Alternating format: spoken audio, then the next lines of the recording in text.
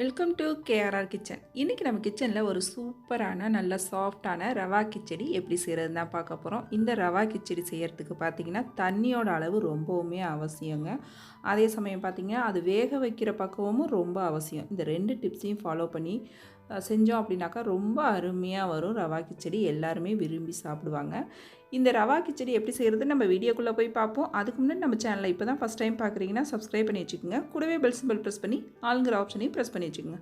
அப்போ தான் நான் போடுற வீடியோஸ் எல்லாம் உங்களுக்கு தொடர்ந்து நோட்டிஃபிகேஷனில் உடனுக்குடனே கிடச்சிட்டு இருக்கும். இப்போ வாங்க இந்த ரவா கிச்சடி எப்படி செய்கிறதுன்னு நம்ம பார்த்துடலாம்.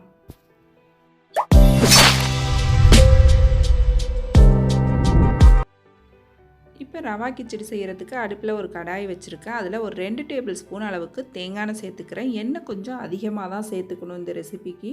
அப்போ தான் வந்து 6 நாளும் பார்த்திங்கன்னா நல்லா சாஃப்டாக இருக்கும் ரவா கிச்சடி நமக்கு. அதனால் எண்ணெய் கொஞ்சம் அதிகமாக சேர்த்துக்குங்க. இது கூடவே 1 டேபிள் ஸ்பூன் அளவுக்கு நெய் சேர்த்துக்கிறேன். இப்போ நல்லா எண்ணெயும் நெய்யும் நல்லா காஞ்சி வரட்டும். காஞ்சி வந்ததுக்கப்புறம் இதில் ஒரு 2 டீஸ்பூன் அளவுக்கு கடலைப்பருப்பு சேர்த்துக்குங்க.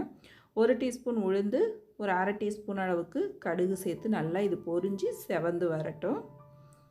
இது பொரிஞ்சிகிட்டு இருக்கப்போ பார்த்திங்கன்னா ஒரு 10 முந்திரி பருப்பு உடச்சிட்டு சேர்த்துக்கிறேன். இது உங்களுக்கு விருப்பம்னா சேர்த்துக்குங்க, அப்படி இல்லைன்னா நீங்கள் ஸ்கிப் பண்ணிடலாம். முந்திரி பருப்பு சேர்க்குறது உங்கள் விருப்பம்தான். இப்போ நல்லா எல்லாம் செவந்து வந்ததுக்கப்புறம் இதில் பார்த்திங்கன்னா நல்லா இந்த அளவுக்கு ப்ரௌன் கலராக மாறி வரணும். ஒரு கொத்து கருவேப்பிலை சேர்த்துக்கிறேன். கொஞ்சமாக பெருங்காயத்தூள் சேர்த்துக்கிறேன். நல்லா எல்லாத்தையும் கலந்து விட்டுருங்க. இதிலே பார்த்திங்கன்னா நறுக்குன பெரிய வெங்காயம் சேர்த்துக்கிறேன். நம்ம ரவை எந்த அளவு எடுக்கிறோமோ அதே அளவுக்கு நம்ம பெரிய வெங்காயம் நறுக்கிட்டு இது போல் நீள்வாக்கில் மெல்லிசாக நறுக்கிட்டு சேர்த்துக்குங்க.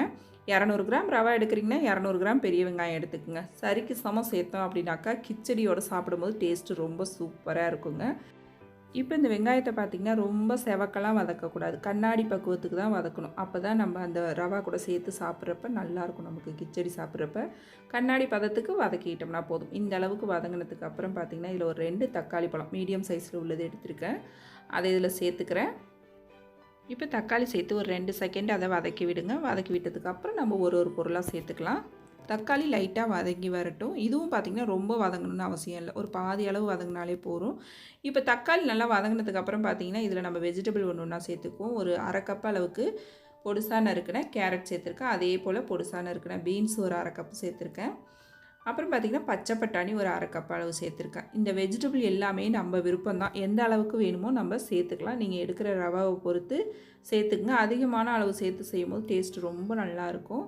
இது கூடவே 2 பச்சை மிளகாய் கீறிட்டு சேர்த்துக்கிறேன். ஒரு 1/2 டீஸ்பூன் மஞ்சள் தூள் சேர்த்து நல்லா இது எல்லாத்தையும் கலந்து விடுவோம். இந்த கிச்சடிக்கு தேவையான அளவு உப்பு இப்போயே இதில் சேர்த்துடலாம். நம்ம ஒரு 1/2 டீஸ்பூன் அளவுக்கு சேர்த்துக்கிறேன். இப்போ இது நல்லா ஒரு 5 நிமிஷத்துக்கு வதக்கி விடுங்க. ஒரு 3 நிமிஷத்துக்கு வதக்கி விட்டு அதுக்கப்புறம் இதை நம்ம மூடி போட்டு வேக வைக்கணும். அப்போ தான் அந்த வெஜிடபிள் எல்லாம் நல்லா வெந்து வரும். ஒரு மூடி போட்டு வேக வச்சோம் அப்படின்னாக்கா. இப்போ நல்லா ஒரு 3 நிமிஷத்துக்கு வெந்து வரட்டும். இப்போ பாருங்கள் நல்லா வெந்து வந்துடுச்சு. வெஜிடபிள் எல்லாம் நம்ம சேர்த்தது பச்சை பட்டாணி சேர்த்துருக்கிறதுனால ஒரு 3 நிமிஷம் நம்ம வேக வச்சு ஆகணும். இப்போ இதில் கொஞ்சம் ஃப்ரெஷ்ஷான கொத்தமல்லி சேர்த்து லைட்டாக கலந்து விட்டுருங்க. இப்போ எல்லாமே நல்லா கலந்து விட்டாச்சு. நம்ம கடைசியாக அதில் ரவை சேர்க்கணும். 1 கப் அளவுக்கு ரவை சேர்த்துக்கிறேன். இது 200 கிராம் இருக்கும். இதை சேர்த்து பார்த்திங்கன்னா நல்லா இன்னொரு 3 நிமிஷத்துக்கு வதக்கி விடணும். இந்த காய்கறி எண்ணெயில் சேர்த்து நல்லா ரவாவை வதக்கிட்டு நம்ம செய்யும் போது பார்த்திங்கன்னா டேஸ்ட்டு சூப்பராக இருக்கும். அதே சமயம் ஆறுனதுக்கு அப்புறமும் நல்லா ஒரு சாஃப்ட்னஸ் கொடுக்கும். நல்லா ஒரு 5 நிமிஷத்துக்கு வதக்கிட்டு அதுக்கப்புறம் பார்த்திங்கன்னா இந்த கப்பால் 1 கப்பு தானே எடுத்திருக்கோம். இது தண்ணி பார்த்திங்கன்னா 3 கப்பு வைக்கணும். 3 கப்பு அளவு தண்ணி வச்சோன்னா தான் அந்த கிச்சடி நல்லா சாஃப்டாக இருக்கும். ஆறுனதுக்கு அப்புறமும் நமக்கு அந்த சாஃப்ட்னஸ் கொடுக்கும். அதிகமாக எண்ணெய் சேர்க்குறது ஒன்று, இன்னொன்று தண்ணி இதே போல் 3 கப்பு சேர்க்கணும். 1 கப்புக்கு தண்ணி பார்த்திங்கன்னா நல்லா கொதிக்க வச்சுட்டு அதுக்கப்புறம் சேர்த்துக்குங்க. சூடான தண்ணி தான் சேர்க்கணும். இப்போ நல்லா ஹை ஃப்ளேமில் வச்சு நல்லா கலந்து கொடுத்துட்டே இருந்திங்கன்னா டக்குன்னு ஒரு 2 நிமிஷத்தில் பார்த்திங்கன்னா திக்காகி வந்துடும். இது போல் நல்லா இது போல் திக்காகி வந்ததுக்கப்புறம் அடுப்பு தீயை குறைச்சி வச்சுட்டு ஒரு மூடி போட்டு ஒரு 3 நிமிஷத்துக்கு குறைவான தீயிலே வேக வச்சு எடுக்கணும். அப்போ தான் ரவை நல்லா வெந்து வரும். நல்லா கலந்து விட்டு இப்போ நல்லா மேலாப்பில் இப்படி ஸ்ப்ரெட் பண்ணி விட்டுட்டு அதுக்கப்புறம் ஒரு மூடி போட்டு வேக வச்சு எடுத்துக்குவோம். வேக வச்சு எடுத்ததுக்கப்புறம் உங்கள்கிட்ட காட்டுறேன் பாருங்கள். ஒரு 3 நிமிஷம் இது நல்லா வேகட்டும். இப்போ நம்ம வேக வச்சு 3 நிமிஷம் ஆயிடுச்சு. ஓப்பன் பண்ணி பார்ப்போம். இப்போ பாருங்கள் ரவா கிச்சடி நல்லா வெந்து வந்திருக்கு பாருங்கள். இதை போல் நம்ம வேக வைக்கும் போது தான் நல்லா சாஃப்டாக வெந்து கிடைக்கும் நமக்கு. இப்போ நல்லா ஒரு தடவை கலந்து விட்டு அடுப்பை ஆஃப் பண்ணிட வேண்டியதான். அவ்வளோதான், நம்மளோட ரவா கிச்சடி ரொம்ப சூப்பராக அருமையாக ரெடி ஆகிடுச்சிங்க. இது பார்த்திங்கன்னா செஞ்ச உடனே வந்து வேற ஒரு பாத்திரத்துக்கு மாற்றி வச்சுருங்க. நம்ம அதே பாத்திரத்தில் வச்சோம் அப்படின்னா அந்த சட்டியோட சூட்டுக்கு இன்னும் கொஞ்சம் இருகலாக போயிடும். அப்புறம் பார்த்திங்கன்னா நமக்கு சாஃப்டாக இருக்காது. நல்லா சூடாக சாப்பிட்டா நல்லாயிருக்கும் இந்த கிச்சடி. அதனால் நான் இன்றைக்கி ஹாட் பாக்ஸில் மாற்றி வச்சுக்கிறேன். நீங்கள் எந்த பாத்திரத்தில் எடுத்து வைக்கிறீங்களோ அதில் எடுத்து வச்சுக்கலாம். எடுத்து வைக்கும்போது பார்த்திங்கன்னா 1 டீஸ்பூன் நெய் கலந்து விட்டு ஊற்றி இது போல் நல்லா கலந்து விட்டு அமுக்கி வச்சிட்டிங்க அப்படின்னாக்கா உங்களுக்கு எப்போ எடுத்தாலுமே அந்த ரவா கிச்சடி நல்லா சாஃப்டாக இருக்கும். கடைசியாக 1 டீஸ்பூன் அளவுக்கு நெய் சேர்த்து இது போல் கலந்து விட்டு இது போல் அமுக்கி வச்சுருங்க. நமக்கு மேலேயும் ட்ரை ஆகாது, உள்ளேயும் பார்த்திங்கன்னா நல்லா சாஃப்டாக இருக்கும். நல்லா ஒரு மூடி போட்டு மூடி வச்சிட்டோம் அப்படின்னாக்கா எப்போ வேணாலும் நம்ம எடுத்து சாப்பிட்லாம். நம்ம செஞ்சது போலவே அப்படியே இருக்கும். இதுக்கு இடையில நம்ம பார்த்திங்கன்னா இப்போ சட்னி அரைச்சிட்டு வந்துடும். நான் இன்றைக்கி தேங்காய் சட்னி தான் செய்ய போகிறேன். அதுக்கு நல்லா 1/2 கப் அளவுக்கு தேங்காய் துருவல் எடுத்திருக்கேன்.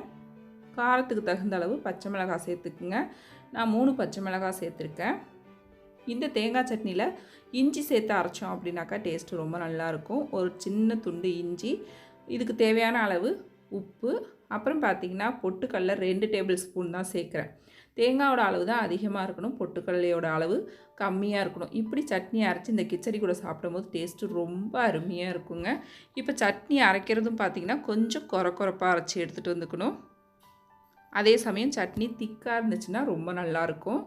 இப்போ சட்னி ரெடி ஆகிடுச்சு. இதுக்கு தாளிப்பு பார்த்திங்கன்னா நம்ம எப்போதும் சட்னி தாளிக்கிற மாதிரி தான். கடுகு, உளுந்து, கருவேப்பிலை, பெருங்காயத்தூள் தாளித்து சேர்த்துக்கிறேன்.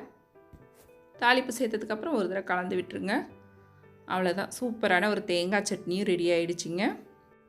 இன்றைக்கி நம்மளோட டிஃபன் காம்போ ரவா கிச்சடி, தேங்காய் சட்னி ரெண்டுமே ரொம்ப சூப்பராக அருமையாக ரெடி ஆகிடுச்சிங்க. டேஸ்ட்டும் ரொம்ப அருமையாக இருக்குது. நீங்களும் இந்த 2 ரெசிபியும் ட்ரை பண்ணி பாருங்கள். ட்ரை பண்ணி பார்த்துட்டு எப்படி இருக்குன்னு எனக்கு கமெண்ட் பண்ணுங்கள். என்னோட இந்த ரெசிபி பிடிச்சிருந்ததுன்னா லைக் பண்ணுங்கள், ஷேர் பண்ணுங்கள். மறக்காமல் நம்ம கேஆர்ஆர் கிச்சனை சப்ஸ்கிரைப் பண்ணி வச்சுக்கோங்க. நாளைக்கு வேறொரு ரெசிபியோடு சந்திப்போம். தேங்க்ஸ் ஃபார் வாட்சிங்.